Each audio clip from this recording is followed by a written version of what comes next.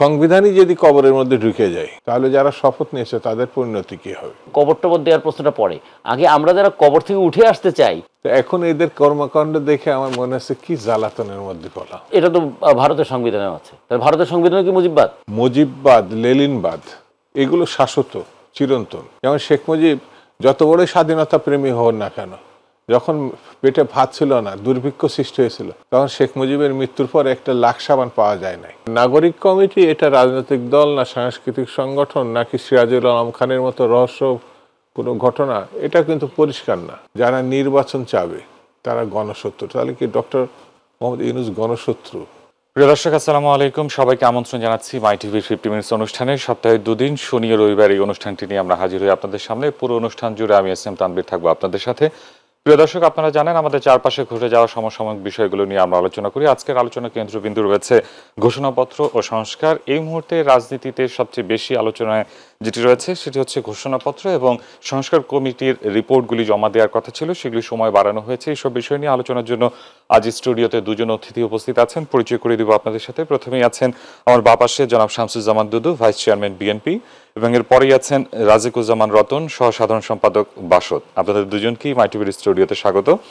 আলোচনায় যেতে চাই, শুরুতেই ঘোষণাপত্র সংস্কার নিয়ে আমরা আলোচনা করতে চাই। প্রথমেই জনাব শামসুজ্জামান দুদু, আপনার কাছে যেতে চাই। ঘোষণাপত্রের প্রসঙ্গে যদি আমরা বলি, আসলে বৈষম্য বিরোধী ছাত্র আন্দোলন এবং নাগরিক কমিটির পক্ষ থেকে বলা হয়েছিল 31 তারিখ কেন্দ্রীয় শহীদ মিনার থেকেই তারা ঘোষণাপত্র দিবে, এবং এর পরবর্তীতে 30 তারিখ রাতে কিন্তু অন্তর্বর্তী সরকারের পক্ষ থেকে একটা প্রেস ব্রিফিং ডাকা হয় এবং সেখানে প্রেস সচিব শফিকুল আলম বলেছেন যে সরকারের পক্ষ থেকে এই ঘোষণাপত্র দেওয়া হবে। তবে আজকে আমরা একটা বিষয় দেখেছি যে এই বৈষম্য বিরোধী ছাত্র আন্দোলন এবং নাগরিক কমিটি একটি প্রেস ব্রিফিং করেছে। তারা বলেছে জুলাই বিপ্লবের ঘোষণাপত্র প্রকাশ নিয়ে মানুষের প্রত্যাশা জানতে আগামী 6 থেকে 11 জানুয়ারি সারা দেশে যৌথভাবে জনসংযোগ করবে বৈষম্য বিরোধী ছাত্র আন্দোলন ও জাতীয় নাগরিক কমিটি।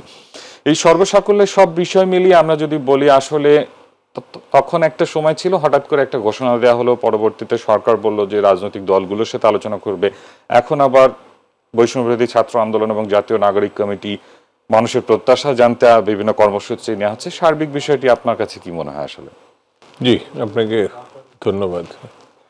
আমার সহযোগী আলোচক, সাবেক ছাত্র নেতা, এখন একটি রাজনৈতিক দলের অন্যতম কাণ্ডারি জনাব রাকিবুজ্জামান রতন, আর যারা এই অনুষ্ঠান দেখছেন তাদেরকে শুভেচ্ছা। আমি এই ঘোষণা নিয়ে কিন্তু খুব জটিলতার মধ্যে আছে ব্যক্তিগতভাবে। জটিলতা কেমন? 5 মাস পরে ঘোষণা, কি ঘোষণা সেটা অবশ্য আমি জানি না। ঘোষণা এমনভাবে প্রচার প্রপাগান্ডা চালাইছে বৈষম্য বিরোধী ছাত্র আন্দোলন এবং সরকার, একবার বিরোধিতা করে, একবার ঘোষণা ওরা করবে বলে, আবার এটা সরকার নিয়ে নেয়, আবার তারা জনগণের কাছে মতামত চাওয়ার জন্য যাবে। এইসব মানে যে, তাতে আমার মনে করছে বিষয়টা না বৈষম্য বিরোধীরা পরিষ্কার করতে পারছে, না সরকারও কি চায় সেটা পরিষ্কার করতে পারছে। সেটা এই জন্যই বলছে, যখন বৈষম্য বিরোধীরা বলেছে এই জুলাই বিপ্লবের ঘোষণা তারা করবে, তখন সরকারের পক্ষ থেকে বলা হয়েছিল এই ঘোষণার সঙ্গে বা এই ঘটনার সঙ্গে সরকার নাই, এটা তাদের ব্যক্তিগত উদ্যোগ, এটা বলা হয়েছিল, এটা বলা হয়েছিল উদ্যোগ তাদের। তো তখন আমার কাছে মনে হয়েছিল যে তার আগ পর্যন্ত সরকারের সব কর্মকাণ্ডের সঙ্গে বৈষম্যরা ছিল, বৈষম্য বিরোধী আন্দোলনের নেতৃবৃন্দ ছিল এবং সরকার ছিল। বৈষম্য বিরোধী আন্দোলন কিন্তু এখন একটা নেহাতি একটা ছাত্র সংগঠন। সব ছাত্র সংগঠনের যে আমব্রেলার নিচে ছিল সেখানে আর কেউ নাই। এখন বৈষম্য বিরোধী একটা নতুন ছাত্র সংগঠন, তার প্রধান দিগদর্শক হচ্ছে নাগরিক কমিটি। আবার নাগরিক কমিটি এটা রাজনৈতিক দল না সাংস্কৃতিক সংগঠন নাকি সিরাজুল আলম খানের মতো রহস্য কোনো ঘটনা, এটা কিন্তু পরিষ্কার না। মানে তারা বলতে পারেনি তারা একটা রাজনৈতিক, ওরা বলছে এর মধ্য দিয়ে একটা রাজনৈতিক দল তারা গঠন করবে। তারা বলে, সার্জিস আলম বলেছেন যে আসলে এটা কোনো রাজনৈতিক দল না, এটা নাগরিক ঐক্যের যে বৈষম্য বিরোধী ছাত্র আন্দোলন সেরকমই নাগরিক কমিটি, নতুন একটি রাজনৈতিক দল তারা ঘোষণা করবে পরবর্তীতে। তো এখন একটা মাত্র ছাত্র সংগঠন জুলাই বিপ্লবের একটা ঘোষণাপত্র দিবে, ভালো, তারা দিতে পারলে ভালো, হ্যাঁ, কিন্তু সরকার একবার তাদের সমর্থন প্রত্যাহার করে নিচ্ছে। এবং মজার দিক আছে কিন্তু, সেটা হচ্ছে যে এই প্রথম বৈষম্য বিরোধীর কোনো ব্যাপারে সরকার নাই, এই কথা প্রথম বলছিল। আবার পরক্ষণেই সরকার বলছে যে তারাই এই জুলাইয়ের বিষয়টি ঘোষণাটা তারা দিবে, মানে সরকারের পক্ষ থেকে দেবে। দিবে শুধু না, তারা প্রতিটা রাজনৈতিক দলের সঙ্গে আলোচনা করে দিবে। এখানে আবার একজন পরিবেশবাদী উপদেষ্টা আছেন, তিনি আবার বলেছেন সরকার ঘোষিত অর্থাৎ আগামী জুলাইয়ের মধ্যে 15 তারিখের মধ্যেই এই ঘোষণাটা সম্ভব। আবার এই ঘোষণার পরে বৈষম্য বিরোধীরা বলছে যে, এবং নাগরিক কমিটিও বোধ তার সঙ্গে আছে, একসঙ্গে সাংবাদিক সম্মেলন করে বলছে যে আমরা জনগণের মতামতটা নিব। সরকার যখন ঘোষণা করবে, রাজনৈতিক দলগুলোর সঙ্গে আলোচনা করবে, তাহলে কি মতামত নেবে সেটা কিন্তু পরিষ্কার না। তারা একটা তৈরি করছে, সেটার উপরে মতামত নিলে ঠিক আছে, কিন্তু তারা তো আর এর মধ্যে নাই, তারা চাচ্ছে সরকারি করুক, তাই না? এই সব মিলিয়ে আমি বললাম না, অনেক আগে একটা নাটক দেখছিলাম, অনেক আগে। তো এক লোক, সে এখানে চরিত্রের ভিতরে সে মাঝে মাঝে একটা মুদ্রা দেশের মধ্যে একটা কথা বলতো, কি জ্বালাতনের মধ্যে পড়লাম। তো এখন এদের কর্মকাণ্ড দেখে আমার মনে হচ্ছে কি জ্বালাতনের মধ্যে পড়লাম। আসলে কি, একটু সরকারও পরিষ্কার করছে না, বৈষম্য বিরোধী একক সংগঠনও সেটা পরিষ্কার করছে না, নাগরিক কমিটি তো তা করছেই না। সেই জন্য আগে তাদেরকে পরিষ্কার হতে হবে এবং পরিষ্কার কথা বলতে হবে, তারা কি করতে চায়, কি তাদের লক্ষ্য। এটা যদি পরিষ্কার না করতে পারে তাহলে বিভ্রান্তি ছড়াবে এবং তারা যে জায়গাটা আছে তারা আরও বেশি মিনিংলেস হয়ে যাবে। ইতিমধ্যেই তাদের মূল জিনিসটা করতে পারে, সেটা কি, পরিবর্তনের পরে তাদের সরকার, আমাদের সরকার, জনগণের সরকার, ছাত্র জনতার সরকার, তার কাছে যে প্রত্যাশা ছিল মানুষের খেয়ে পরে বেঁচে থাকবে, সেই জায়গাটাই কিন্তু খুব বড় কিছু করা যায়নি। তাদের কাছে প্রত্যাশা ছিল যে এখন গুম হবে না, খুন হবে না, আইন শৃঙ্খলা পরিস্থিতি ভালো হবে, কিন্তু সেটা হয় নাই। আরও পরিষ্কার করে বললে, প্রশাসনের ক্ষেত্রে যে অস্থিরতা, বিভক্তি, যে আন্দোলন, যে লাঠালাঠি, আগুন, সেটা কিন্তু কেউ প্রত্যাশা করেনি। সেই কারণে আমি অন্যান্য সেক্টরে আর যাচ্ছি না। সেই প্রত্যাশা প্রাপ্তি আর সরকার আর আন্দোলন, এটা কিন্তু এখন মানুষের অনেক জিজ্ঞাসা তৈরি হয়েছে। সেই জিজ্ঞাসার থেকে যদি আমরা বেরোতে না পারি, যেমন নির্বাচনের কথা তো বললাম না, অনেকে মনে করে এরা নির্বাচন দিবে, এটা অনেকে মনে করে না। নির্বাচন ইস্যু নিয়ে আমরা পরবর্তীতে আবার আপনার কাছে আসবো। যেতে চাই জনাব রাজিকুজ্জামান রতন, আপনার কাছে আসলে ঘোষণাপত্র বিষয়টা আপনার কাছে কি মনে হচ্ছে?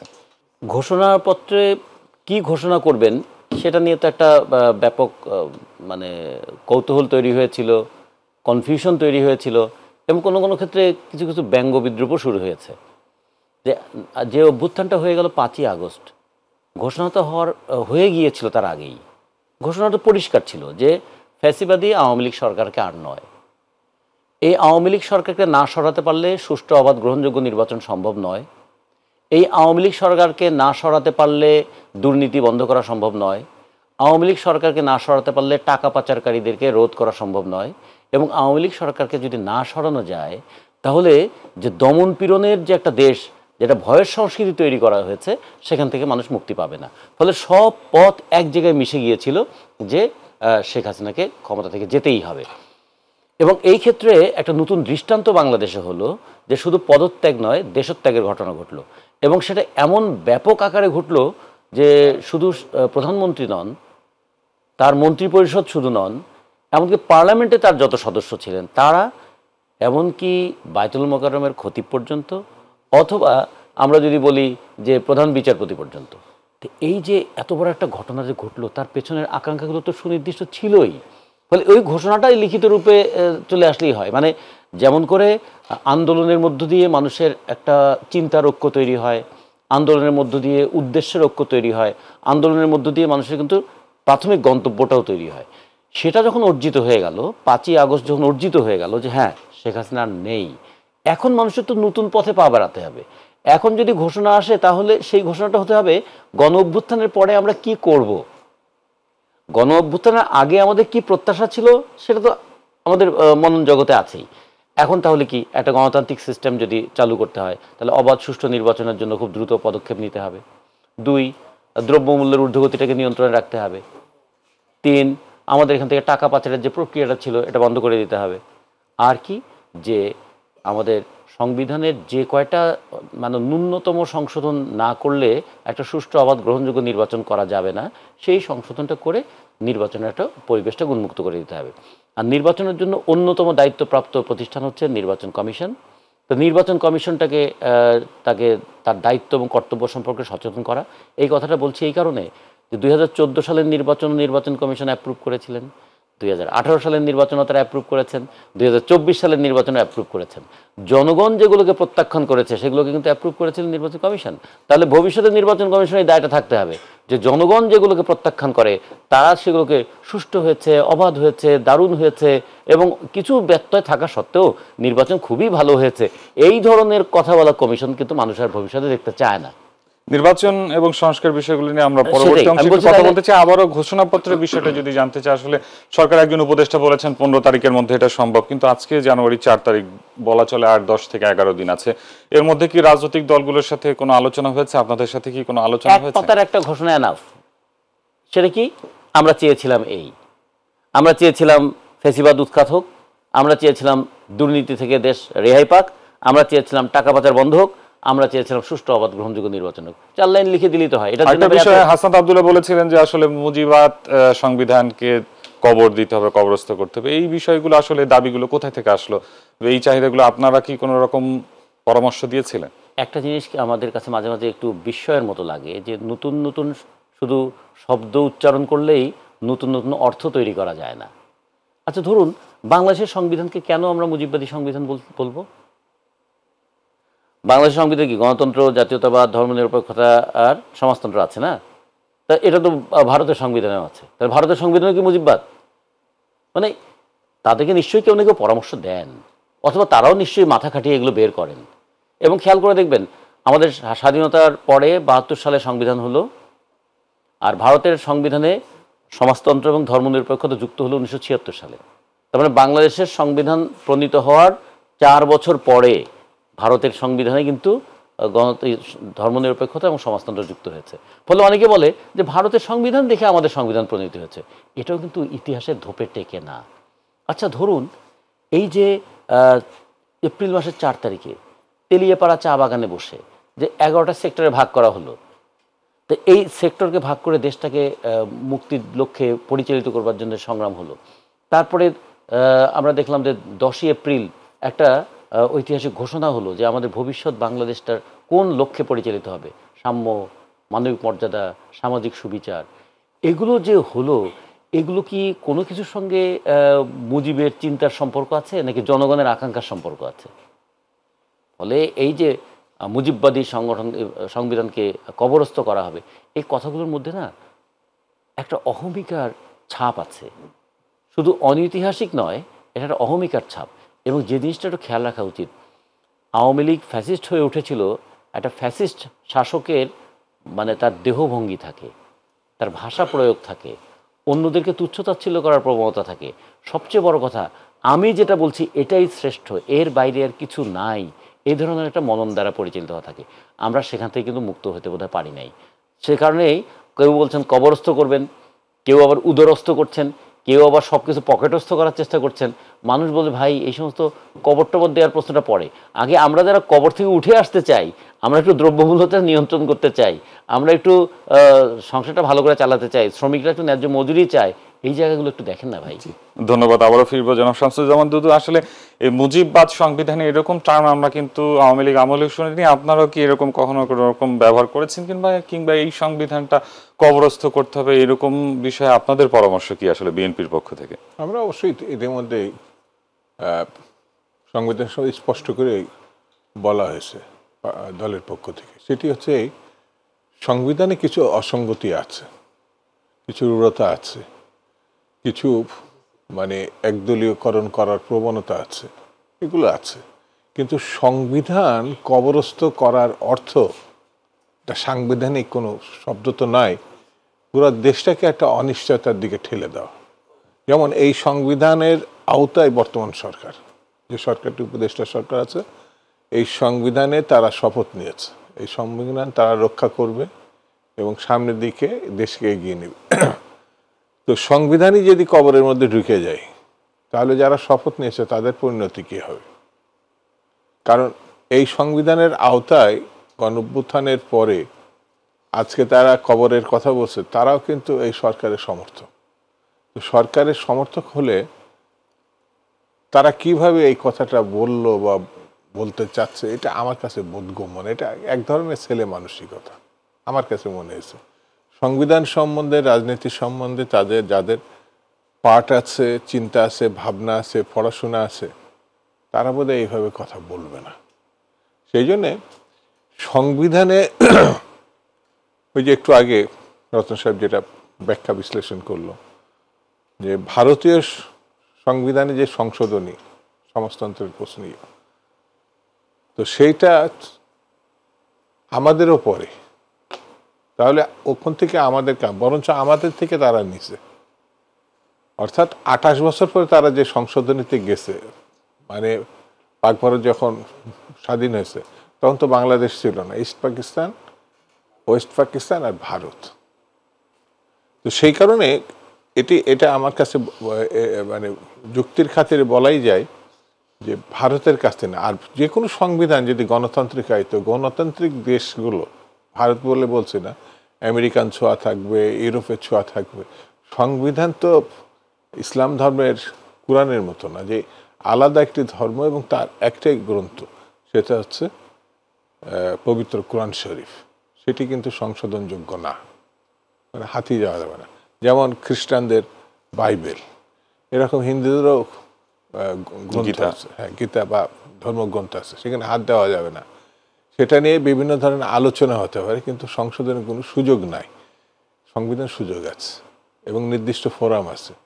আপনি এই সংবিধানকে আমূল পরিবর্তনের যে ঘটনা ঘটেছিল, যেটা একদলীয় চতুর্থ সংশোধনী বলা হয়, যেটা বাকশাল, সেটা কিন্তু পার্লামেন্টে করা হয়েছিল। শেখ মুজিব এটা করছিল, পার্লামেন্টে করলেও এই বাকশাল বা চতুর্থ সংশোধনী দেশবাসী অ্যাকসেপ্ট করে নাই।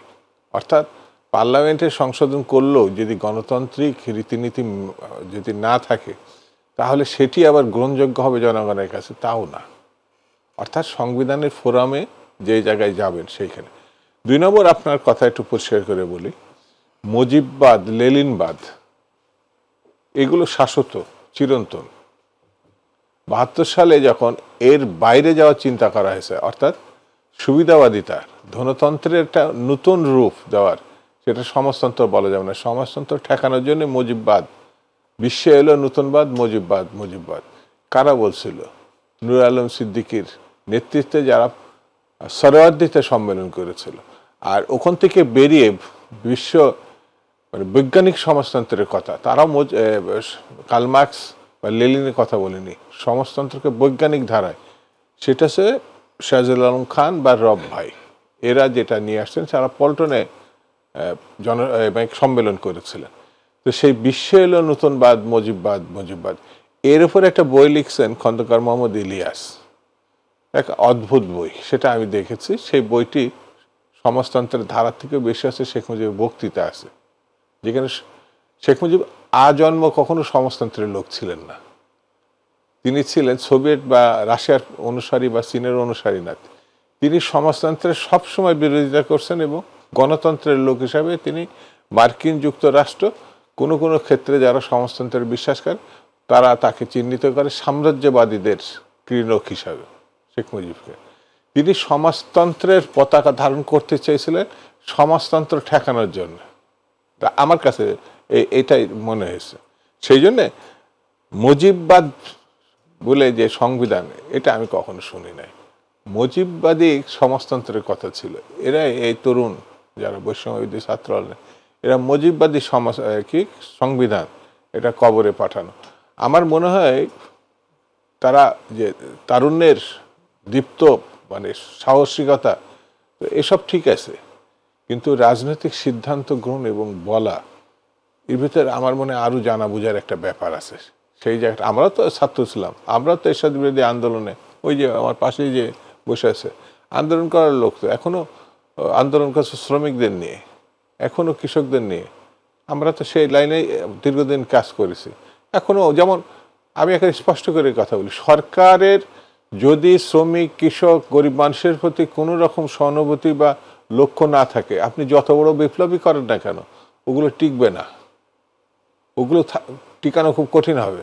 যেমন শেখ মুজিব যত বড় স্বাধীনতা প্রেমী হন না কেন, যখন পেটে ভাত ছিল না, দুর্ভিক্ষ সৃষ্টি হয়েছিল, তখন শেখ মুজিবের মৃত্যুর পর একটা লাখ সাবান পাওয়া যায় নাই, 570 সাবান দিয়ে তাকে ধুতেছিল। কোনো মুজিব প্রেমিক সেদিন আসে নাই জানা যায়। কেউ বলে 7 জন, কেউ বলে 17 জন। একজন কেন্দ্র কমিটির সহসভাপতি, একজন সভাপতি, একজন সাধারণ সম্পাদক, একজন এমপি, একজন মন্ত্রী শেখ মুজিবের জানা যাচ্ছিল না।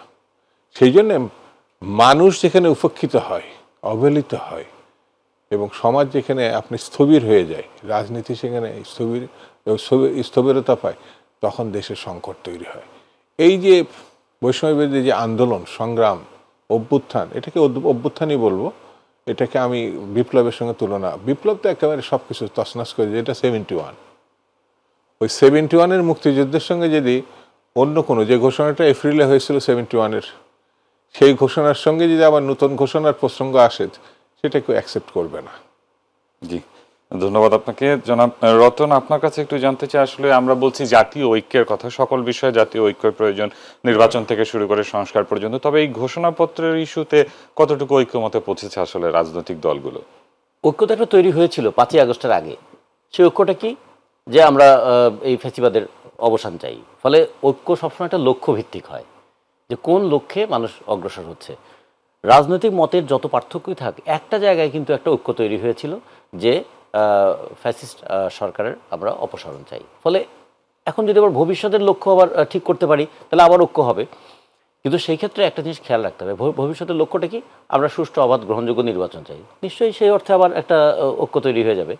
আবার যদি আমরা মনে করি যে না, এমন একটা ব্যবস্থা আমরা তৈরি করতে চাই, সেই ব্যবস্থার মধ্যে দিয়ে দুর্নীতিবাজরা টিকতে পারবে না, সম্পদের বিবরণী তাদের দিতে হবে, আবার অবৈধ উপায়ে অর্থ উপার্জনকারীর শাস্তিটা কীরকম হবে, অথবা দেশ থেকে টাকা পাচারকারীর শাস্তিটা কীরকম হবে, তাহলে সেটা নিয়েও একটা ঐক্য হতে পারে। কিন্তু আবার যদি ধরেন যে আমাদের শ্রমিকদের স্বার্থ কীভাবে রক্ষা করা যাবে, কৃষকের স্বার্থ কীভাবে রক্ষা করা যাবে, মধ্যবিত্তের স্বার্থ কীভাবে রক্ষা করা যাবে, এগুলো নিয়ে হয়তো নানা রাজনৈতিক দলের নানা ধরনের মত পার্থক্য থাকবে। ফলে সেক্ষেত্রে এখনই হয়তো কোনো একটা ঐক্য তৈরি করা যাবে না। ফলে আমরা যদি বলি সর্বব্যাপক জাতীয় ঐক্য, এই কথাটা শুনতে ভালো, কিন্তু সর্বব্যাপক জাতীয় ঐক্য তো আসলে হয় না, হতে পারে না। কোনো একটা নির্দিষ্ট বিষয় নিয়ে ঐক্য হয়। আমাদের এখানে কেউ কেউ এরকম আছেন, বলে ফেলেন এখন আসলে জাতি আমাদের ঐক্যবদ্ধ হওয়া দরকার। আচ্ছা, যে ফ্যাসিস্ট যারা পালিয়ে গেলেন, তাদের অনুসারীরা দেশে আছে না? তারা অনেকে আবার চাইছেন না যে আবার দেশে তাদের ক্ষমতায় আসতে, তাহলে তাদের সঙ্গে যারা আন্দোলন করেছেন তাদেরকে ঐক্য করা সম্ভব। এখন একটা কথা আবার আছে না, যে ইনক্লুসিভ সোসাইটি চাই। আচ্ছা, শোষক এবং শোষিতর মধ্যে কি ইনক্লুসিভ হবে? হবে না তো। তাহলে এই ধরনের কিছু কথা আছে, সেগুলো হচ্ছে কথাগুলো শুনতে ভালো, কিন্তু কথাগুলোকে বাস্তবায়ন করা খুবই দুঃসাধ্য। কারণ লক্ষ্য ভিন্ন, ফলে ঐক্যের জায়গাটাও ভিন্ন। খুঁজে বের করতে হবে কোন জায়গায় আমাদের একটা লক্ষ্যের একটা একতা আছে। সেই ক্ষেত্রে আমাদের সঙ্গে রাজনৈতিক অনেক মতপার্থক্য থাকা সত্ত্বেও দুদু ভাইদের সঙ্গে আমরা এক জায়গায় একমত হয়ে গেছিলাম। আগামী আরও হয়তো 2-3টা প্রশ্নে আমরা হয়তো একমত হয়ে যাব, যে একটা গণতান্ত্রিক পরিবেশ চাই, সেক্ষেত্রে আমরা একমত। তারপরে দুদু ভাইদের যদি ভোট তারা বেশি পান, অবশ্যই আমরা বলবো যে হ্যাঁ, জনগণ তাদেরকে ভোট বেশি দিয়েছে। আমরা যদি ভোট বেশি পাই, দুদু ভাইরা বলবে হ্যাঁ, রতন ভাইরা ভোট বেশি পেয়েছেন। কিন্তু নিশ্চিত করতে চাই কি, একটা গণতান্ত্রিক পরিবেশ। তো এগুলো নিয়ে আমরা মনে হয় সুনির্দিষ্ট বিষয়ে সুনির্দিষ্ট কথা বললে তার একটা তাৎপর্য থাকবে। তা না হলে হবে কিছু কথা আছে না, যেগুলো হচ্ছে ওই ইয়ের মতো, এটাকে কনোটেশন বিষয় বলা যায়, একটা বাক্যবিন্যাস, যে হ্যাঁ আসেন আমরা সবাই ভালো হয়ে যাই। সবাই ভালো হয়ে যাও শুনতে ভালো, কিন্তু এটা কি সবাই ভালো হওয়া কি একভাবে সম্ভব? কিংবা সবাইকে ভালোবাসতে হবে, এ কথাটা সুন্দর, তো চোরকেও ভালোবাসবো, গৃহস্থকেও ভালোবাসবো, এটা কি সম্ভব? তো এইরকম কিছু কথা আছে না, শুনতে ভালো অকার্যকর কথা। আমার মনে হয় যে জাতীয় ঐক্যটা এই মুহূর্তে শুনতে ভালো, কিন্তু এই মুহূর্তে খুব কার্যকর কথা নয়। এই মুহূর্তে আমাদের সুনির্দিষ্ট লক্ষ্যগুলো ঠিক করতে হবে, করে আমাদের বলতে হবে যে এই প্রশ্নে আসুন না, আমাদের অন্যান্য মতপার্থক্য থাকা সত্ত্বেও এই প্রশ্নগুলোতে আমরা একমত হই কি যে সংবিধানের দুটো গুরুতর মানে ব্যত্যয় ঘটিয়েছিল আওয়ামী লীগ। একটা ছিল চতুর্থ সংশোধনীর মধ্যে দিয়ে একটা গণতান্ত্রিক ধারাটাকে একদলীয় ধারায় নিয়ে গিয়েছিল, প্রধানমন্ত্রী শাসিত রাষ্ট্রকে প্রেসিডেন্ট শাসিত জায়গায় নিয়ে গেছিল। তাহলে এটা যেমন একটা গুরুতর ব্যত্যয় ঘটিয়ে দিল, সমস্ত দল বিলুপ্ত করে একটা দল হতে হবে। তাই চতুর্থ সংশোধনী 1975 সালের 25শে জানুয়ারি এই কাজটা করেছিল। আর একটা ব্যত্যয় ঘটিয়েছিল 2011 সালে পঞ্চদশ সংশোধনীর মধ্যে দিয়ে। সেইখানে সংবিধানের শেষে যেটা বলা ছিল যে সংবিধানটা প্রয়োজন মাফিক সংশোধন করার জন্য কি কি পদ্ধতি থাকবে, কারণ সংবিধান কোনো চিরস্থায়ী বিষয় নয়, সংবিধানেরও তার প্রয়োজনে মাঝে মাঝে তার কিছু কিছু সংযোজন বিয়োজন করতে হবে। সেইখানে সংবিধানের 1/3 অংশকে অপরিবর্তনীয় করে দেওয়া হলো। আচ্ছা, 1/3 অংশকে অপরিবর্তনীয় করে 7-এর কয়ের অংশে কিংবা 7-এর ক্ষয়ের অংশে যা যুক্ত করলেন, পারলেন তা দিয়ে নিজেদের ক্ষমতাটাকে চিরস্থায়ী করতে? মানুষ তো সেই সংবিধানও মানল না, মানুষ তো সেই একনায়ককেও মানল না, মানুষ তো তাদেরকে উচ্ছেদ করে দিয়ে দিল। স্বার্থকেন্দ্রিক যে পরিবর্তনটা সেটা তো আসলে জনগণের স্বার্থে না, এই জন্য সেই কারণে আমরা বলতে চাইছি যে সংবিধানের দুইটা মৌলিক ডিপার্চার বলবো, এগুলো সংবিধান কিন্তু অগ্রগতি হয়নি, এটা হচ্ছে বিচ্যুতি হয়ে গেছে। হওয়া উচিত ছিল আরও গণতান্ত্রিক হওয়ার জন্য, আরও উন্নত হওয়ার জন্য, আরও প্রো পিপুল হওয়ার জন্য। সেটা না হয়ে এটা হয়ে গেছে শাসকদের হাতে কিভাবে ক্ষমতাটাকে হাতিয়ার হিসেবে আসলে ব্যবহার করেছে। ধন্যবাদ। ফলে আমরা মনে করি যে এই যে কিছু কিছু জায়গা আছে যেখানে সংবিধানের সংশোধনটা দরকার, আমরা অবশ্যই একটা তত্ত্বাবধায়ক সরকারের অধীনে নির্বাচনের জন্য সংবিধান যেটুকু সংশোধন দরকার সেই প্রশ্নে দেখবেন যে আন্দোলনকারী সমস্ত দলগুলো কিন্তু একমত হয়ে যাবে। ফলে এই ক্ষেত্রে একটা ঐক্য প্রতিষ্ঠা করা খুবই সহজ। আমরা আসুন এই ধরনের কয়েকটা পয়েন্ট খুঁজে বের করি যেখানে আমরা সবাই মিলে ঐক্যবদ্ধ হতে পারি। যেতে চাই জনাব শামসুজ্জামান দুদু আপনার কাছে। আসলে আমাদের আজকের আলোচনার বিষয় ছিল ঘোষণাপত্র সংস্কার। এতক্ষণ ঘোষণাপত্র নিয়ে আমরা আলোচনা করলাম, যেতে চাই একটু সংস্কার ইস্যুতে। আসলে আমরা দেখেছি রাষ্ট্রের বিভিন্ন খাতের সরকার বিভিন্ন ধাপে ধাপে সংস্কার কমিশন গঠন করেছে এবং তাদেরকে 3 মাসের একটা সময় দেওয়া হয়েছিল, যেটা কিনা এই ডিসেম্বরে বা জানুয়ারির শেষেই শেষ হওয়ার কথা ছিল। কিন্তু পরবর্তীতে আমরা দেখেছি যে আরেকটি প্রজ্ঞাপনের মাধ্যমে জনপ্রশাসন, পুলিশ, দুর্নীতি দমন কমিশন, নির্বাচন ব্যবস্থা ও সংবিধান এইসব খাতে 5টি যে সংস্কার কমিশন তাদেরকে 15 তারিখ পর্যন্ত সময় দেওয়া হয়েছে এবং 31 জানুয়ারি পর্যন্ত সময় দেওয়া হয়েছে বিচার বিভাগ সংস্কার কমিশনকে। তাদের কার্যকলাপ কিংবা তাদের যে প্রতিবেদন, এই প্রতিবেদন দেওয়ার আগেই কিন্তু এগুলো নিয়ে আবার আমরা দেখেছি বিভিন্ন বিতর্ক হয়েছে এবং তাদের প্রতিবেদনের বিভিন্ন বিষয় কিন্তু আগেই জনসম্মুখে চলে এসেছে। এই সংস্কার কমিশনের কাছে যে আপনার প্রত্যাশা, সেটা কতটুকু এগিয়েছে কিংবা কতটুকু সফলতার পথে আপনি মনে করেন? কিছুই এগোয় নাই। মানে আপনাকে সময় বাড়াতে হচ্ছে। যদি ঠিকমতো কোনো কমিটি তার আগেই ধরেন 1 সপ্তাহ 2 সপ্তাহ আগেই দিয়ে দিতে পারতো, তাহলে সিরিয়াসনেসটা থাকতো যে এরা খুব সিরিয়াস, এই জন্য একেবারে নির্দিষ্ট সময়ের আগেই দিয়ে দিয়েছে। নির্দিষ্ট সময় তো দিতেই পারেনি, আরও সময় সরকারকে বাড়াতে হয়েছে। তা আমার কাছে মনে হয়েছে এটা অহেতুক মানে সময় ক্ষেপণ করার একটা পথ তারা বেছে নিয়েছে, এটা আমার কাছে ব্যক্তিগতভাবে মনে হয়েছে। এ থেকে সরকারের সিরিয়াসনেসটা, দুর্বলতাটা এটা বেরিয়ে আসছে। সরকার যদি সতর্ক না হয় আগামী দিনের জন্য, যেমন মানুষ এবং অধিকাংশ রাজনৈতিক দল এখন কিন্তু চাচ্ছে একটি নির্দিষ্ট সময়ের মধ্যে নির্বাচিত একটি সচল, সজীব, গ্রহণযোগ্য একটা নির্বাচন, মানে প্রতিটা রাজনৈতিক দল একটা জনগণ মন, অর্থাৎ জনগণ তার নির্দিষ্ট ভোট দিয়ে তার পছন্দের প্রার্থীকে যেন জিততে পারে, যেটি গত 20 বছরে সম্ভব হয়নি। এই জায়গাটাই যদি আমি কার্পণ্য করি তাহলে কি কি সমস্যা দেখা দিতে পারে। ইতিমধ্যেই দেখা দিয়েছে কেউ কেউ সরকারকে মনে করছে যে সে বোধহয় নতুন কোনো রাজনৈতিক দল গঠন করার মানে সময় বাড়ানোর একটা পথ। কেউ কেউ কোনো কোনো পত্রিকাও কিন্তু এই কথা লিখেছে। আর সরকারের সঙ্গে ঘেঁষাঘেঁষি করে যারা চলছে তারাও কিন্তু এমন এমন কথা বলছে যে কথাগুলো বোঝা যাচ্ছে যে নির্বাচনের পথে সরকার যাক, এটা তারা চাচ্ছে না। সেটা যেমন যারা নির্বাচন চায় তারা গণশত্রু, এই ধারারই একটা বক্তব্য আসছে। আমি খুব ভেবে দেখলাম এই ইয়ে করার পর, আমরা তো ছাত্র নেতা ছিলাম। হুসেন মোহাম্মদ এরশাদের পতনের আগে আমাদের অনেক ছাত্রনেতা, কর্মী, সহকর্মী তারা কিন্তু শহীদ হয়েছে।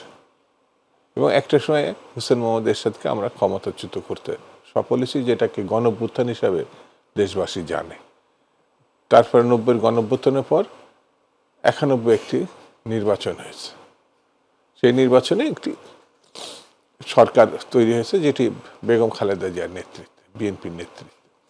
আওয়ামী লীগ এটা প্রত্যাশা করে নাই।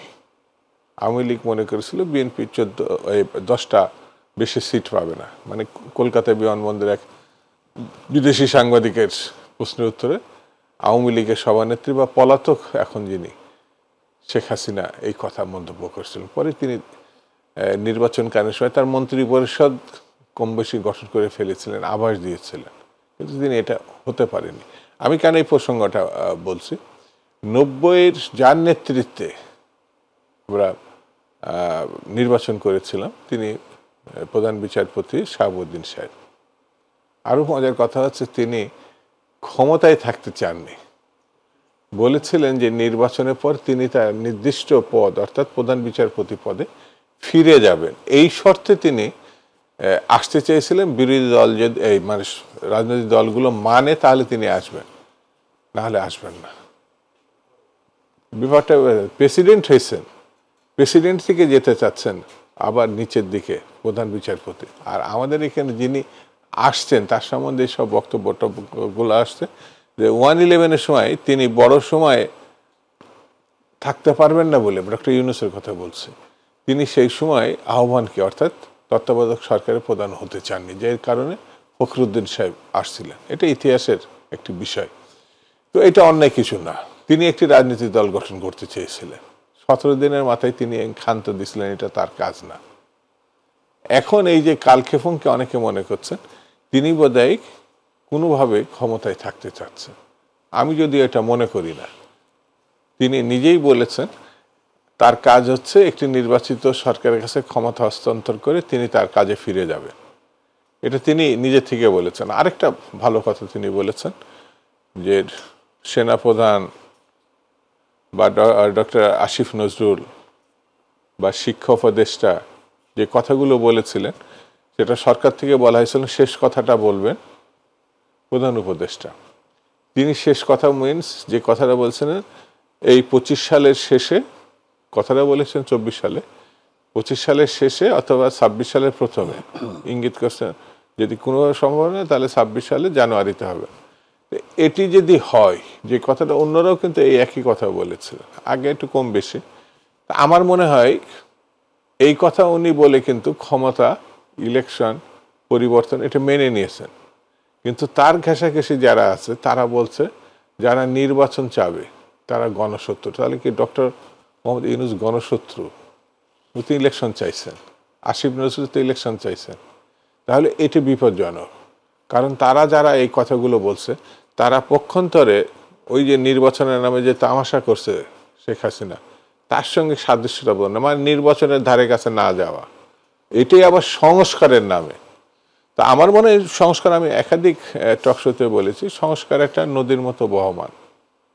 আজকে যেটা প্রয়োজনীয় কালকে সেটা প্রয়োজন নাও থাকতে পারে, তখন আবার নতুন ভাবনার সঙ্গে যুক্ত হতে হয়। এটাই হচ্ছে পৃথিবীর রহস্যময়তার স্পষ্ট রূপ, এটাই সংস্কার। সেহেতু আজকে এই সরকার যেটা ভাবছে আগামী দিনে যে সরকার আসবে সেই সরকারের আর কোনো কাজ থাকবে না, তারাও সংস্কারের ভিতর দিয়ে যাবে বলেই কিন্তু 31 দফা 3 বছর আগে বিএনপি অনুমোদন করছে সকল রাজনৈতিক দলের সঙ্গে আলোচনার মধ্য দিয়ে। কিন্তু এটা বিএনপির না, কিন্তু 31 দফা সকল দলের এখানে অংশগ্রহণ ছিল, মন্তব্য ছিল। এবং বিএনপির অ্যাক্টিং চেয়ারপারসন কিছু তারেক রহমান স্পষ্ট করে বলছে 31 দফা স্থির কোনো বিষয় না, যদি মনে হয় আরও প্রয়োজন আছে, আরও আলোচনা দরকার আছে হবে। কারণ 31 দফার আগে ছিল 27 দফা, তার আগে ছিল বেগম জিয়া যেটা ঘোষণা করছিলেন 2030, এটা ধারাবাহিক রূপ। সেই জন্য এটা চলমান একটি প্রক্রিয়া। কিন্তু সংস্কার নামে যদি এক জায়গায় স্থির হয়ে যায় তাহলে বুঝতে হবে ব্যাপার গুরুতর। জি, ধন্যবাদ। আপনার কাছে ফিরবো জনাব রতন। আসলে সংস্কার নিয়ে আমরা এত বেশি আলোচনা হয়েছে বিগত 5 মাসে। প্রধান উপদেষ্টা বলেছেন মোটা দাগে সংস্কার, রাজনৈতিক দলগুলো বলছে নির্বাচনের জন্য যতটুকু সংস্কার, কিংবা যতটুকু প্রয়োজন নির্বাচন কেন্দ্রিক সংস্কার, আসলে প্রকৃত সংস্কার বলতে রাজনৈতিক দলগুলো কোন সংস্কারটুকুকে নির্বাচনের জন্য যথোপযুক্ত মনে করছে, কিংবা আসলে সংস্কার কমিশনগুলো সেই পথে হাঁটছে কিনা?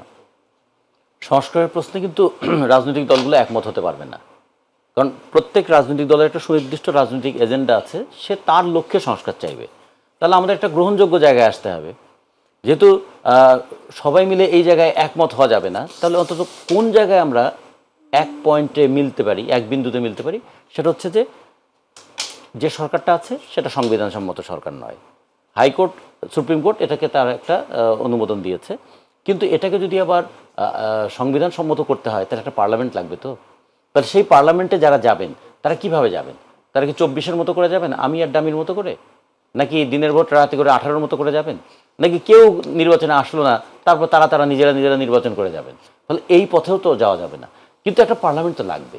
সেই পার্লামেন্টে জনগণের ইচ্ছার প্রতিফলন ঘটবে, এইরকমভাবে নির্বাচনটা হবে, এবং নির্বাচিত পার্লামেন্ট তারা বলবেন যে জনগণের ইচ্ছার সর্বোচ্চ প্রতিফলন হিসাবে গণঅভ্যুত্থান সংগঠিত হয়েছিল।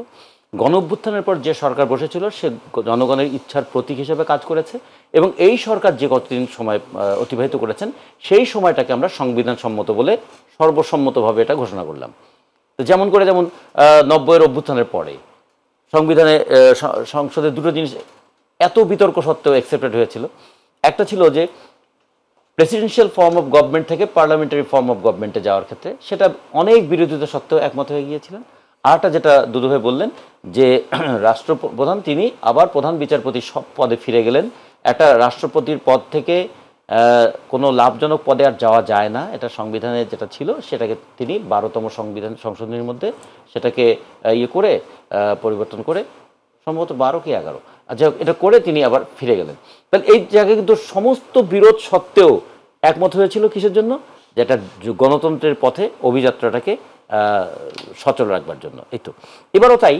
তাহলে আমাদের চিন্তা করতে হবে কোন কোন জায়গাগুলোতে আমরা একমত হয়ে সংবিধানের সেই সংশোধনটা করতে পারি। তত্ত্বাবধায়ক সরকারের নির্বাচনটা করতে হবে, এই জায়গায় আমরা সবাই একমত, ফলে সংবিধানে ওই সংশোধনীটা চলে আসবে। আবার কি হবে আমরা দেখব যে 3টা জায়গা, একটা নির্বাচন, একটা সংবিধান, একটা আইন, প্রশাসন এবং বিচার, এই 3টা যে কমিশন, এই 3টা কমিশন নির্বাচনের জন্য খুবই গুরুত্বপূর্ণ। আর বাকি যে কমিশনগুলো আছে সেই কমিশন পরবর্তীতে রাষ্ট্রটা কিভাবে চলবে তার জন্য তারা একটা সুপারিশ দেবেন। যেমন ধরেন শ্রম বিষয়ক কমিশন, তাদের একটা সুপারিশ থাকবে, নারী বিষয়ক কমিশন, তাদের একটা সুপারিশ থাকবে। এটা কিন্তু এই মুহূর্তে ম্যান্ডেটরি না, এই মুহূর্তেই সেটা পালন করতে হবে তা না, কিন্তু নির্বাচন সংক্রান্ত যে সুপারিশগুলো থাকবে তার মধ্যে থেকে কয়েকটা বিষয় কিন্তু এই মুহূর্তেই পালনীয়, কারণ ওটার উপর ভিত্তি করে তো নির্বাচনটা হবে। ফলে এগুলোকে খুব দ্রুততম সময়ে করে ফেলা দরকার, এবং করে ফেলার মতো সেই ম্যান পাওয়ার আছে, সেই মেধা আছে, আর সবচেয়ে বড় কথা সেই ন্যাশনাল কনসেনসাস আছে, মানে একটা জাতীয় ঐক্যমত আগেই তৈরি হয়ে আছে। ফলে আমার মনে হয় যে এটার জন্য সময় ক্ষেপণ করার খুব দরকার নেই, এবং সময় ক্ষেপণ করার মধ্য দিয়ে কিন্তু নানা ধরনের সন্দেহ তৈরি হয়।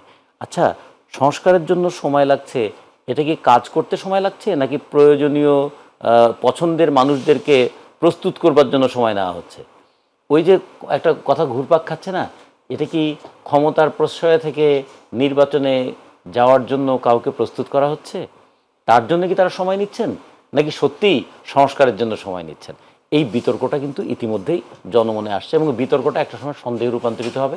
আর সন্দেহ যদি তৈরি হয়, এত আত্মত্যাগের মধ্য দিয়ে যে সরকারটা ক্ষমতায় এলেন তিনি কিন্তু সম্মান নিয়ে ফিরে যেতে পারবেন না। আমরা তো চাই অনেক বেদনার মধ্য দিয়ে যে সরকারটা এসছে সেজন্য হাসি মুখে পরবর্তী গণতান্ত্রিক রূপান্তরের কাজটা করে দিয়ে চলে যেতে পারেন। এই কারণে আমরা মনে করি যে সংস্কারের জন্য অহেতুক সময় নষ্ট না করে, অতিরিক্ত এখানে মনোসংযোগ করতে গিয়ে এটাকে লেজে গোবরে না করে ফেলে, যতটুকু প্রয়োজন ঠিক ততটুকু করে একটা সুষ্ঠু অবাধ গ্রহণযোগ্য নির্বাচনের দিকে আপনারা পা বাড়ান। মানুষ যাচাই করুক, যে মানুষ অভ্যুত্থান করতে পারে, অভ্যুত্থানের পর 3 দিন পুলিশ না থাকলেও দেশ চলতে পারে, এবং অভ্যুত্থানের পরে প্রশাসন অনেক ক্ষেত্রে ঠিকমতো কাজ করছে না, তারপরেও মানুষ তার অনেক ক্ষেত্রে স্বনিয়োজিত শৃঙ্খলা দ্বারা অনেক সময় পরিচালিত হতে পারে, সেই জাতির উপর তো ভরসা রাখতে হবে। আমরা ভবিষ্যতে যেন গণতন্ত্রের পথে যাত্রা করতে পারি সেই কাজটা আমরা করতে চাই। এখন কিন্তু রিপোর্ট পেছানোর একটা সময়সীমা দিয়ে দেওয়া হয়েছে, এখানে সর্বশেষ 31 জানুয়ারি পর্যন্ত আসলে রিপোর্টগুলো জমা হবে, এরপরে রাজনৈতিক দলগুলোর সাথে আলোচনা হবে, এতে করে আসলে নির্বাচন বিলম্বিত হওয়ার সম্ভাবনা আছে? এর সঙ্গে নির্বাচন বিলম্বিত হওয়ার কোনো সম্পর্ক নেই, কারণ নির্বাচনের জন্য যেটা দরকার সেটা হচ্ছে একটা নির্বাচন কমিশন, সেটা গঠন করা হয়েছে, নির্বাচনের জন্য যে দরকার একটা আচরণবিধি তৈরি করা, সেটা আলোচনা করে একটা তৈরি করা যেতে পারে। ফলে সংস্কার এবং নির্বাচনের প্রস্তুতি দুটোই চলতে থাকবে। এইটা যেন আমরা বিগত সরকারের মতো না দেখি। ওনারা একটা মানে প্যারাডক্স চালু করেছিলেন না, উন্নয়ন চান না গণতন্ত্র চান। এখন যেন এরকম না হয়, সংস্কার চান না নির্বাচন চান। আমরা নির্বাচনের লক্ষ্যে সংস্কার চাই। তার ফলে নির্বাচনের লক্ষ্যে যদি সংস্কার হয়, তাহলে এটা একটা আরেকটার পথে বাধা হবে না, বরং একটা আরেকটা পরিপূরক হবে, সহযোগিতার কাজ করবে। জি, ধন্যবাদ জানাব শামসুজ্জামান দুদু। আপনার কাছে আসলে কিছু বিষয় আমরা জানতে চাই, যেমন সংবিধান সংস্কার কমিশন কিছু বিষয়ে তারা যে প্রস্তাবনা দেবে সেগুলো নিয়ে আলোচনা হয়েছে বাইরে। সেখানে প্রধান উপদেষ্টা একবার বলেছিলেন যে যারা ভোটাধিকার প্রয়োগ করবে তাদের বয়স 17 বছর করা যায় কিনা। দ্বিতীয় বিষয় হচ্ছে যারা আসলে নির্বাচনে অংশগ্রহণ করবেন, যেমন সংসদ নির্বাচন করবেন যারা, তাদের বয়স আগে 25 ছিল, সেটাকে 21 করার একটা প্রস্তাবনা আছে। তারপরে দুবারের বেশি প্রধানমন্ত্রী নয়, এক কেন্দ্রিক ক্ষমতা ঠেকাতে নানা প্রস্তাবনা দিতে হচ্ছে সংবিধান সংস্কার কমিশন, এবং চলতি মাসের মাঝামাঝিতে তা প্রধান উপদেষ্টার কাছে জমা দেবে, যেটা বলা হয়েছে আসলে 15 জানুয়ারি। এই পরিবর্তনগুলো আসলে রাজনৈতিক ক্ষেত্রে কোনো পরিবর্তন আনবে কিনা, কিংবা নির্বাচনের ক্ষেত্রে কোনো প্রতিবন্ধকতা হবে কিনা? এটা তো 31 দফার ভিতরে এখানে যে বিষয়গুলো আছে তার অনেক অনেক পয়েন্ট 31 দফার। বয়সের বিষয়টা যদি আপনি বয়সটা এটা আমার কাছে মনে হয় একটু জটিলতা বাড়াবে। 17 যে কথাটা, ওয়াই নট 16 বছরে এসএসসি পরীক্ষা দিতে পারে, গুরুত্বপূর্ণ। স্কুল থেকে কলেজে যাবে, ওয়াই নট 16? আপনি সশস্ত্র বাহিনীর সিপাহী হিসাবে যদি যেতে চান, পুলিশে যেতে চান, মিনিমাম যোগ্যতা আছে 8 পাস, তাই না?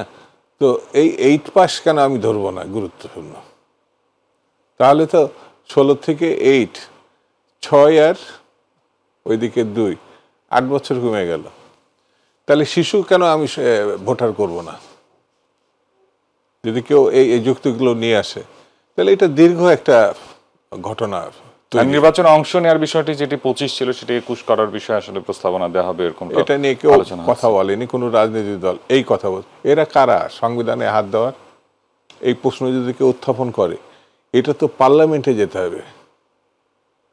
এরা যে কথাগুলো বলছে, পার্লামেন্ট যারা সদস্য থাকবেন, এই বিতর্কিত প্রসঙ্গগুলো যারা আগের থেকে ছেটে ফেলে, অর্থাৎ রাজনৈতিক দলের সঙ্গে আলোচনা ছাড়া এরা কারা? প্রয়োজনীয় কাজটা হচ্ছে একটা ভালো নির্বাচন করা। কিন্তু এইসব ঘটনাগুলো আমার কাছে মনে হয় সন্দেহ বাড়াবে, সময় বাড়াবে, এবং যেটি কারোর জন্য কাম্য হওয়া উচিত না। ইতিমধ্যে অনেক সময় চলে গেছে এবং অনেক ধরনের কথাবার্তা নানানভাবে আলোচনা হচ্ছে। একজন বিদেশি নিয়ে কথাবার্তা হয়েছে, সংবিধান যদি পাঠ করে তার এই জিনিসটা আছে। বহু লোক আমাদের বিদেশে লেখাপড়া করতে গেছে, আবার চলেও আসছে, ইউনিভার্সিটিতে পড়াচ্ছে। তা আমি ঢাকা ইউনিভার্সিটি, রাজশাহী ইউনিভার্সিটি, এখানে বিদেশে ডিগ্রি অনেক আছে, কিন্তু এমন একটা লোক খুঁজে পেলাম না, এমন একটা রাষ্ট্রবিজ্ঞানের কোনো, যে বিদেশি একটা লোককে নিয়ে এসে আমার সংবিধান সংস্কার করতে হচ্ছে। এর থেকে আর কি দৈন্যতা থাকতে পারে? এটা যদি কেউ বলে, আপনি কিভাবে জবাব দেবেন? পণ্ডিত তো আমাদের দেশে বহু আছে। হ্যাঁ, আমি ঢাকা ইউনিভার্সিটি গেলে যেগুলো পাবেন, এরা যেগুলো বিশ্ববিদ্যালয়ের প্রিন্সিপাল না উপাচার্য হওয়ার মতো যোগ্যতা রাখে। তো এইসব জিনিসগুলো হচ্ছে অহেতুক আমার বিবেচনায় বিতর্ক সৃষ্টি করা, সংস্কারের বিতর্ক সৃষ্টি করা। তো এইসব বিতর্ক ভিতরে না গিয়ে যেটা রত্ন সাহেব বলছেন, সেটা মানুষের কথা। সেটি হচ্ছে 20 বছর ধরে এই দেশের মানুষ তার পছন্দের প্রার্থীকে ভোট দিতে পারেনি, পছন্দের দলকে সপক্ষে একটা ভোট দিতে পারেনি। তো এটা কেড়ে নেওয়া হয়েছে। তো এটা আমি ফিরিয়ে দিতে এত আপত্তি করছি কেন? এই জায়গাটি মূল একটা রহস্যতার সৃষ্টি হচ্ছে। ডক্টর মোহাম্মদ ইউনূস সাহেব তাকে আমার বিবেচনায় তাকে এই জায়গায় এনে একটা বিতর্কিত করার চেষ্টা করছে। তার মধ্য দিয়ে দেশে বিদেশে তার যে সুনামটা আছে এখনো পর্যন্ত, সেটাকে কেন আমরা ব্যবহার করছি না? বরঞ্চ এই জায়গায় তাকে একটি বিতর্কিত অবস্থার ভিতরে নিয়ে গিয়ে একটা অসৎ উদ্দেশ্যকে আমরা সফল করার, যেটা আলোচনায় আসলো, কোনো মহল একটি নতুন নির্বাচনী প্রক্রিয়া, নতুন একটি দল, নতুন সরকারের ভিতরে তৈরি করা, এইসব বিষয় যদি হয়, তাহলে এটা সহজভাবে কেউ অ্যাকসেপ্ট করবে না, রাজনীতির দল তো করবেই না। আর আমার কাছে মনে হয়েছে এটা আগুনের মানে সৃষ্টি করা হবে, যেটা যারা করছে তারাই পুড়ে মরবে। এটা করা ঠিক হবে না। সেই জন্য যত তাড়াতাড়ি সম্ভব, ডক্টর মোহাম্মদ ইউনূস একটু ইঙ্গিত দিয়েছেন, সংস্কার কম করে যদি রাজনৈতিক দলগুলো নির্বাচন চায় তাহলে তারা তাই করবে। এটার আগের কথা উনি একটু উম্মা প্রকাশ করছে, এটা ঠিক না, ওইটাই বাস্তবতা। সংস্কার মানে নির্বাচন কেন্দ্রিক। আমি আজ পর্যন্ত বাজারে সিন্ডিকেট ভাঙতে পারি নাই। আমার যোগ্যতা কি সেটা তো দেশবাসী দেখে ফেলছে। আজ পর্যন্ত ভাঙতে পারে নাই। আজ পর্যন্ত আমি মানুষকে রক্ষা করতে পারছি না আইন শৃঙ্খলার প্রশ্নে। সংস্কার প্রশাসনের ক্ষেত্রে যারা ছিল আগে তারাই আছে। সেই জন্য আমার কাছে মনে হচ্ছে যে সরকারের উচিত হচ্ছে সতর্ক হওয়া, এবং সেই সতর্কতাটা সংস্কার যা করার করেন, অসুবিধা নেই, কিন্তু প্রয়োজনীয় সংস্কারগুলো করে ওই নির্বাচনে যে ইঙ্গিত করেছেন ডক্টর মোহাম্মদ ইউনূস এবং কতিপয় বরেণ্য উপদেষ্টা, ওই দিকে হাঁটাটাই হচ্ছে মীমাংসার রাস্তা। জি, জনাব রাজিকুর রহমান রতন, আপনার কাছে আসলে যেমনটা আমরা আলোচনা করছিলাম বিরতির আগে, বয়স সীমা নিয়ে সংবিধান যে সংস্কারের প্রস্তাবনাগুলো এসেছে তাতে নির্বাচনে অংশ নিতে গেলে 25 যে বয়স সীমা ছিল সেটাকে 21 করা হচ্ছে। তাহলে আমরা যদি বলি একজনের ছাত্রত্ব শেষ হতেও তো আসলে বাংলাদেশের প্রেক্ষাপটে 23-24 বছর লেগে যায়। যদি আমরা বিদেশি প্রেক্ষাপটে আলোচনা করি তাহলে 18 বছরে এইচএসসি পাশ করার পরে 3 বছরে তারা গ্রাজুয়েশন করতে পারে, কিন্তু বাংলাদেশের প্রেক্ষাপটে কিন্তু 23 থেকে 24 বছর লাগে। তাহলে ছাত্র রাজনীতি, ছাত্রত্ব অবস্থায় সে কিভাবে নির্বাচনে অংশগ্রহণ করবে? আসলে এই ধরনের প্রস্তাবনাগুলো কি কোনো রাজনৈতিক দলের, নাকি এগুলো কিভাবে আসছে, আসলে অন্তর্ভুক্ত হচ্ছে কিভাবে? এখন যে হয় যে আকস্মিক প্রস্তাব দেওয়ার লোক তো বেড়ে গেছে অনেক, তারা কতটা চিন্তা করে করেন অথবা কি কারো দ্বারা আদিষ্ট হয়ে প্রস্তাব করেন কিনা, এগুলো আমাদের একটু ভাবতে হবে। আর জাতিসংঘ নির্ধারিত কিংবা গোটা পৃথিবীব্যাপী অ্যাকসেপ্টেড সীমা হচ্ছে যে 18 বছর হলো প্রাপ্তবয়স্কদের বয়স সীমা, তার নিচে তাদেরকে শিশু বলা হয়। এখন ধরুন 17 বছর যদি আমরা করে দেই, তাহলে কতগুলো বিষয় আমাদের ভাবতে হবে। শুধু ভোটারটা না, ভবিষ্যতে তাদেরকে আর শিশু হিসেবে বিবেচিত করা হবে কি না, আমরা শিশু ভোটে নির্বাচিত পার্লামেন্ট দেখব কি না, এরকম প্রশ্নগুলো আসবে। আচ্ছা, আমাদের 25 কেন করা হয়েছিল? তার মানে একজন সক্ষম হয়ে উঠেছেন, তিনি দক্ষতা সম্পন্ন, যোগ্যতা সম্পন্ন, এবং তার সঙ্গে তিনি কিছুটা সক্ষমতা অর্জন করেছেন, এই জন্য একটা সাধারণ বয়স আমরা 25 ধরেছিলাম। কিন্তু এখন মানুষ কিন্তু 25 থেকে 21 করাটাকে অন্য দৃষ্টিতে দেখছে। তারা মনে করছে যে যারা এই এখন যাদেরকে নানা ধরনের পদে পদায়ন করা হয়েছে তাদেরকে নির্বাচনে দাঁড় করাবার জন্য এরকম একটা ব্যবস্থা করা হচ্ছে কিনা। মানে মানুষের মধ্যে যেহেতু গত 15 বছর সরকারের প্রত্যেকটা পদক্ষেপকে মানুষ সন্দেহের দৃষ্টিতে দেখেছে, সেই মানুষকে স্বস্তিতে না এনে এই ধরনের আকস্মিক প্রস্তাব দিলে মানুষ কিন্তু এখানেও সন্দেহ করতে শুরু করবে, ফলে এটা কিন্তু হিতে বিপরীত হবে। আর একটা বিষয় আমরা একটু বলতে চাই যে সময় নেওয়া এবং সময় ক্ষেপণ করা এক জিনিস না। কাজের জন্য নিশ্চয়ই সময় লাগতে পারে, কিন্তু সময় ক্ষেপণ করা মানুষের মধ্যে সন্দেহ তৈরি করে। আর আরেকটা বিষয় আমাদের মনে হয় দাবি তোলা উচিত যে যতগুলো কমিশন করা হয়েছে সব কমিশনের যারা প্রধান, সেই কমিশন প্রধানদেরকে কমপক্ষে 10 বছর বাংলাদেশ ছাড়তে পারবেন না, এরকম একটা বিধান করা উচিত। কারণ আপনারা তো কমিশনের মাধ্যমে একটা সুপারিশ দিয়েছেন, সেই সুপারিশ অনুযায়ী দেশ চলছে কিনা সেটা জবাবদিহি করার জন্য দেশে থাকতে হবে না আপনাদের? যদি এরকম হয় তারা সুপারিশ করে তারপরে দেশে নাই, কিংবা তারা আর কোনো দায় দায়িত্ব নাই, দায়হীন সুপারিশকারী দিয়ে দেশের যে খুব ভালো কিছু হবে সেটা নিয়েও কিন্তু একটা সন্দেহ তৈরি হতে পারে। আর আমরা যেটা সবচেয়ে বড় মনে করি যে বয়স নিয়ে কেউই কোনো প্রশ্ন তোলে নাই। এই বয়স 18 হওয়ার কারণে তেমন কোনো সমস্যা হয়নি। সমস্যা হয়েছিল এই জায়গায় যে 18 বছর হওয়ার পরেও আমি ভোট দিতে পারি নাই। যে ছেলেটা 2014 সালে 18 বছর বয়স হয়েছিল, এখন তার বয়স 33 বছর। সে 18 বছর থেকে 33 বছর বয়স সীমার মধ্যে সে সুষ্ঠু ভোট দিতে পারে নাই। আমাদের কনসার্ন হচ্ছে, আমাদের মূল বিষয় হলো সে যেন সুষ্ঠুভাবে ভোটটা দিতে পারে। আচ্ছা, যদি 18 থেকে 17 করে, কালকে যদি মিছিল করে ঘেরাও করে, তারা এখন নির্বাচন কমিশন ঘেরাও করে যে 17 না আমার 16 করতে হবে, কারণ ঘেরাও করে যদি পরীক্ষা স্থগিত করা যায় তাহলে ঘেরাও করে নিশ্চয়ই দাবি আদায় করা যাবে ভবিষ্যতে। করে তারপরে করতে করতে সে বল যে জন্মের পর থেকেই ভোট দেওয়ার অধিকার রাখতে হবে, কারণ সে যখন মানুষ হিসেবে পৃথিবীতে এসেছে, ফলে সে ভোট দেবে। যদি সে নিজে না দিতে পারে, তার মনের ভাব তো তার মা সবচেয়ে ভালো বোঝে, তার পক্ষ হয়ে তার মা ভোট দিয়ে দেবেন। বরঞ্চ যে বিতর্কগুলো আগে থেকে জমা হয়ে আছে সেগুলোর একটু সমাধানের উদ্যোগ নেওয়া উচিত। জি, ধন্যবাদ জনাব শামসুজ্জামান দুদু। আসলে আমরা দেখেছি গণঅভ্যুত্থানের পরে বলা হচ্ছে ছাত্র জনতার সরকার, ছাত্ররা নাগরিক কমিটি করেছে, বৈষম্য বিরোধী আন্দোলন, তাদের একটা ব্যানার আছে, কিন্তু সাধারণ জনগণ আসলে উপেক্ষিতই রয়ে গেছে। যেমন রাজনৈতিক দলগুলো বলছে নির্বাচন চাইবে, নির্বাচন দেওয়া হোক, একটা ভোটের অধিকার থেকে বঞ্চিত ছিল মানুষ, নির্বাচনের ব্যবস্থা করা হোক, কিন্তু সাধারণ জনগণ আমরা যাদেরকে বলছি তারা কিন্তু যেমন দ্রব্যমূল্য ঊর্ধ্বগতির কারণে যারা এফেক্টেড কিংবা কর্মসংস্থান যাদের নেই, এদের জন্য আসলে সেরকম কোনো কার্যকরী পদক্ষেপ দেখা যাচ্ছে না। এবং আপনারা রাজনৈতিক দল আসলে এগুলো নিয়ে কোনো দাবি দাওয়া উপস্থাপন কিংবা আপনাদের পরবর্তী পরিকল্পনা কি আসলে? এই সরকারের উপরে তো সব রাজনৈতিক দলই সমর্থন দিয়েছে। এত সমর্থনের পরেই দেশবাসী প্রত্যাশা করেছে, রাজনৈতিক দলগুলো প্রত্যাশা করেছে যে ভালো কিছু হবে। গণঅভ্যুত্থানের কথা তো আমি বাদই দিলাম, এত প্রলয়ের একটা প্রলয় বলবো এটাকে, পরিবর্তনকে একেবারে দেখেন না ঝেঁটিয়ে বিদায় করা যাকে বলে, জনগণই এই ঝেঁটিয়ে বিদায় করছে। এরপরেই সরকার কিন্তু বাজার সিন্ডিকেট, যেটা আপনি বললেন, মানুষের জীবনযাত্রাকে সহজ করা, দুমুঠো ভাত কাপড় খাওয়া, সেই দুমুঠো ভাত নাই, কাপড়ও নাই, চাকরি নাই, এটা শ্বাসরুদ্ধকর অবস্থা। তো এই সরকার যে আদতে পারে নাই বা পারবে, এটা কিন্তু ডিসাইডেড, এটা কিন্তু পরিষ্কার হয়ে গেছে। 2 নম্বর আছে, জনগণ যখন তার প্রত্যাশিত ভোটটা দেবে তখন কিন্তু এই জিনিসগুলো মাথায় রেখে দেবে যে এই সরকার তার সমস্যাগুলো সমাধান করবে। সেই সমস্যার সমাধানের জন্য সে যাকে ভোট দিবে তার কাছে কিন্তু তার একটা দাবিও থেকে যাবে, আমি তোমাকে ভোট দিছিলাম, তুমি কি করলা, বলতে পারে। কারণ এত মহাপ্রলয়ের পরও পরিবর্তন হয় নাই যখন, তখন নির্বাচিত সরকার ছাড়া বিকল্প আমি অন্ততপক্ষে দেখছি না। তো যেমন এই সরকারের একটু আগেই বললাম, ঘেঁষাঘেঁষি করে তারা চলে ক্ষমতায় যাওয়ার প্রত্যাশা করে, চিন্তা করতে পারে, তা করতে পারে, কিন্তু এটি যে কার্যকর হবে না এটা কিন্তু 111 পরে আমরা দেখছি। তখনও কিংস পার্টি আমরা দেখছিলাম, পরবর্তীতে জেনারেল মঈন পালাইছে, ফখরুদ্দিন পালাইছে, ওই পার্টি এখন নামও শোনা যায় না।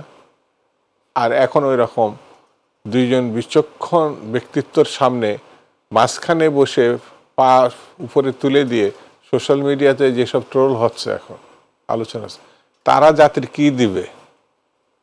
তারা যেভাবে আচরণ, বডি ল্যাঙ্গুয়েজ সব মিলাই আমার কাছে মনে হচ্ছে বাস্তব ক্ষেত্রে তারা কোনো ঘটনাই না, অর্থাৎ পরিবর্তনে তারা ভূমিকা রাখতে ব্যর্থ হয়েছে। ভবিষ্যৎ বাংলাদেশে তারা নেতৃত্ব দেবে কি? বৈষম্য বিরোধী ছাত্র সংগঠনের সঙ্গে যখন সকল রাজনৈতিক দল একসঙ্গে ছিল, মানুষ আশার স্বপ্ন দেখছে, কিন্তু ডক্টর মোহাম্মদ ইউনূস বৈষম্য বিরোধের একা নিয়ে গিয়ে যখন বৈঠক করছে, অন্য 30টা ছাত্র সংগঠন বাদ দিছে, সেদিনই বিভক্তির রেখা সরকারই নির্ধারণ করছে, এটা আমার কাছে মনে হয়েছে। তো এই বিভক্তি দিয়ে কিছু হবে না, যদি বেরিয়ে আসতে হয় তাহলে অবশ্যই তাকে একটি নির্বাচনের মুখোমুখি হতে হবে। সংস্কার যত করেন আমার কোনো আপত্তি নেই, কিন্তু সুনির্দিষ্ট সময়ের মধ্যে যেগুলো প্রয়োজনীয় সংস্কার সেটা শেষ করে নির্বাচনের দিকে যাওয়া, না হলে বিপদ আমাদের জন্য অপেক্ষা করছে বলে আমার কাছে মনে হয়। এর থেকে বেরিয়ে আসা খুব কঠিন হবে। আর 2 নম্বর যে প্রশ্নটা, আমি তাদেরকেই পরামর্শ নিব যাদের পরামর্শ দেওয়ার ক্ষমতা আছে, কিন্তু যাদের পরামর্শ তো দূরে থাকে, এই কাজের মধ্যেই কোনো কালে ছিল না, হঠাৎ 1 মাসের অভিজ্ঞতাতে মনে হয়েছে তারা সব একের দিক বিজয়ী হয়েছে, কিন্তু তার আগে যে 16 বছর 18 বছরের একটা ঘটনা আছে যে আদৌ তারা মাথায় নেয়নি, মানেও না। কারণ এই এই এই সরকারের মধ্যে এমন উপদেষ্টা আছে 53 বছর নিয়ে সে টান দিছে, 53 বছর কিছু হয় নাই। এই বুদ্ধিহীন কোনো মানুষ এখন এই সরকারের মধ্যে আছে, এরা আরো ভয়ঙ্কর, আরো বিপজ্জনক। কারণ রাজনীতি বলতে যা বোঝায়, তারা সেই চেয়ারের মধ্যে বসে সে রাজনীতির কথা ভাবতে পারছে না। দেশটাই তো রাজনীতিবিদরা করছে, সেই দেশে একটা চেয়ারের মধ্যে বসে 90-এর গণঅভ্যুত্থান তো রাজনীতিবিদরা করছে, ছাত্র রাজনীতিবিদরা, রাজনৈতিক দলগুলো, সেটা যদি সে না দেখতে পায় তাহলে সে আবার সরকারের প্রতিনিধিত্ব করছে না। কিন্তু আসলে তাদের কাছ থেকে তো রাজনৈতিক দলগুলো বা রাজনৈতিক নেতাদের মতো বিষয়গুলো আমরা আশা করতে পারি না, কারণ তাদেরকে একটা দায়িত্ব দিয়ে আসলে এই অবস্থানে নিয়ে যাওয়া হয়েছে এবং সেটা সংস্কার কেন্দ্রিক। তো রাজনৈতিক দলগুলো যেভাবে দেশ পরিচালনা করবে সেরকম প্রত্যাশা আসলে আমরা তাদের কাছ থেকে কি বসছে রাজনৈতিক চেয়ারে, বসছে রাজনীতির চেয়ারে, এটা শিক্ষকের চেয়ার না, এটা অন্য কোনো চেয়ার না, চেয়ারটা রাজনীতিকদের, রাজনীতিবিদরা না বসুক, যেই বসবে তাদের দৃষ্টিভঙ্গি স্বচ্ছ, স্বাভাবিক, গ্রহণযোগ্য হতে হবে। ধন্যবাদ। আমরা অনুষ্ঠানে একবারে শেষ পর্যায়ে আপনাদের দুজনকে অসংখ্য ধন্যবাদ আমাদের স্টুডিওতে উপস্থিত হওয়ার জন্য। প্রিয় দর্শক, আমরা আলোচনা করছিলাম আসলে এই সময় রাজনীতিতে সবচেয়ে আলোচনায় যেটি রয়েছে ঘোষণাপত্র এবং সংস্কার কমিশনগুলো তাদের প্রতিবেদন দিবে। এই প্রতিবেদনের মাধ্যমে জনগণ, রাজনীতিবিদ এবং সকলের প্রত্যাশা আসলে প্রতিফলন ঘটবে, এমনটাই প্রত্যাশা করছি সবাই। এতক্ষণ আমাদের সঙ্গে থাকায় শুভরাত্রি, ধন্যবাদ।